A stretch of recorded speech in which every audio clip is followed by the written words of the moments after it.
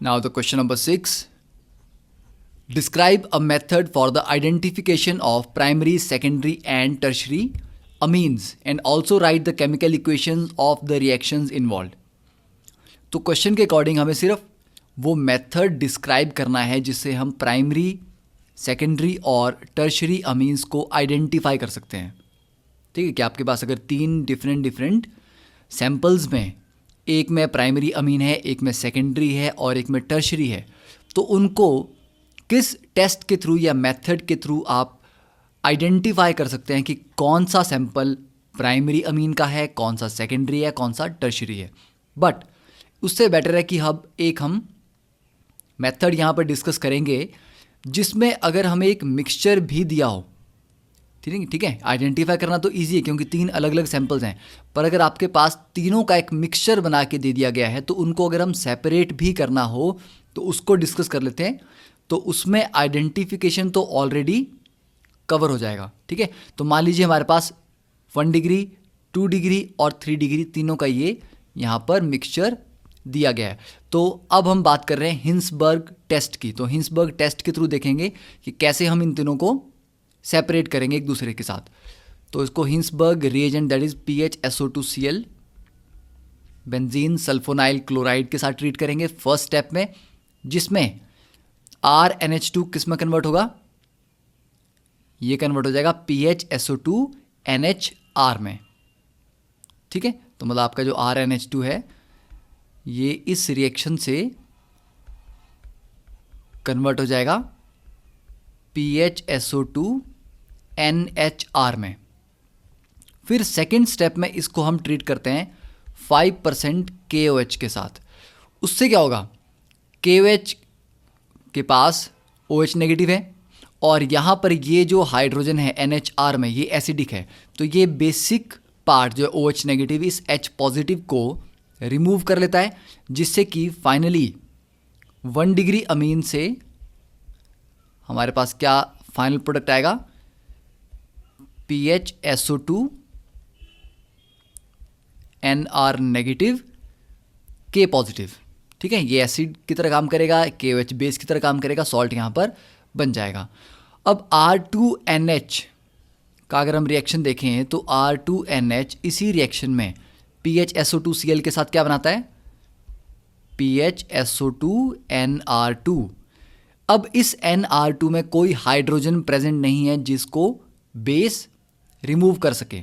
ठीक है, तो यहाँ पर आपके पास जो भी बनेगा PHSO2NR2 एज इट इज़ बनेगा, मतलब बेस के साथ रिएक्शन नहीं होगा. तो हिंसबर्ग टेस्ट में आप ये बोल सकते हैं कि प्राइमरी अमीन जब रिएक्ट करती हैं हिंसबर्ग रिएजेंट के साथ तो उसके बाद वो अल्कलाइन सॉल्यूशन में सॉल्युबल होती हैं क्योंकि वो KOH के साथ रिएक्ट करती हैं.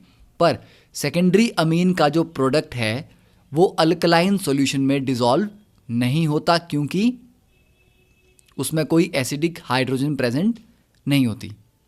ओके, तो सेकंड जो ये बना है PHSO2NR2 ये पानी में सॉल्युबल नहीं होगा, ये सॉल्युबल होगा ईथर में. तो दिस इज ईथर सॉल्युबल. और जो प्राइमरी अमीन का है दिस इज एक्वस सॉल्युबल. ठीक है, तो इसको हम A बोल देते हैं, इसको हम B बोल देते हैं. और जो R3N है ये रिएक्ट ही नहीं करता.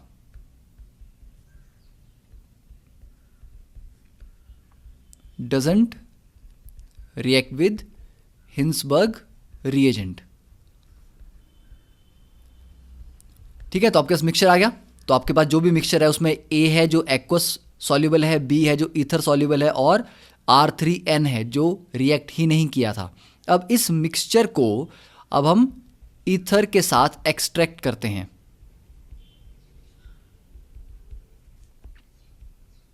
ईथर के साथ एक्सट्रैक्ट करने का मतलब है कि 5% KOH में पानी तो होगा ही होगा. तो ये जो सॉल्यूशन आपके पास मिला है ये एक्वा सॉल्यूशन है. पर इसको जो हम ईथर के साथ एक्सट्रैक्ट करेंगे तो जो ईथर में सॉल्युबल पार्ट होगा ये जो B होगा वो ईथर वाली लेयर के साथ बाहर निकल जाएगा.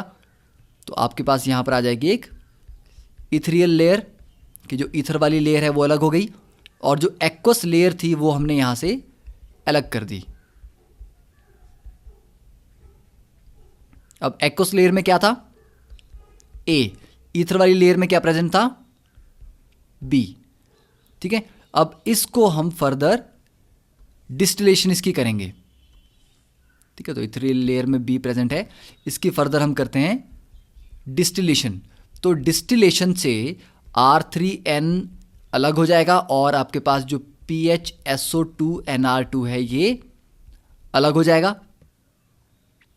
इसके बाद इसका एसिडिक हाइड्रोलिसिस करने पे हमें मिलता है benzene sulphonic acid PHSO3H plus R2NH2 positive Cl negative.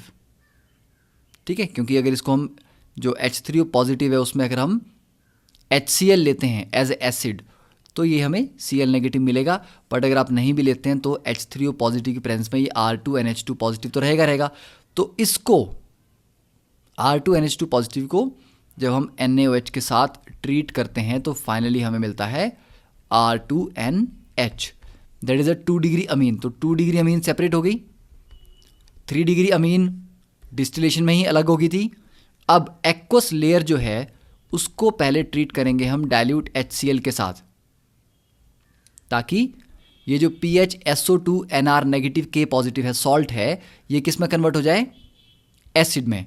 तो ये PHSO2NHR में कन्वर्ट हो जाएगा।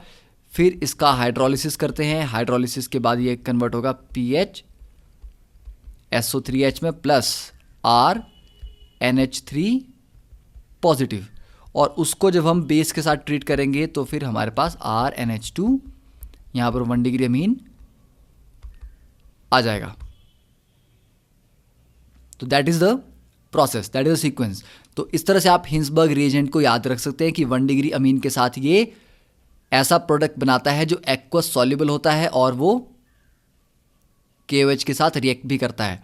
2 डिग्री अमीन के साथ ऐसा प्रोडक्ट बनता है जो KOH के साथ रिएक्ट नहीं करता, उसमें सॉल्युबल नहीं होता, वो ईथर में सॉल्युबल होता है। और 3 डिग्री अमीन रिएक्ट ही नहीं करती है। तो that completes the question number 6।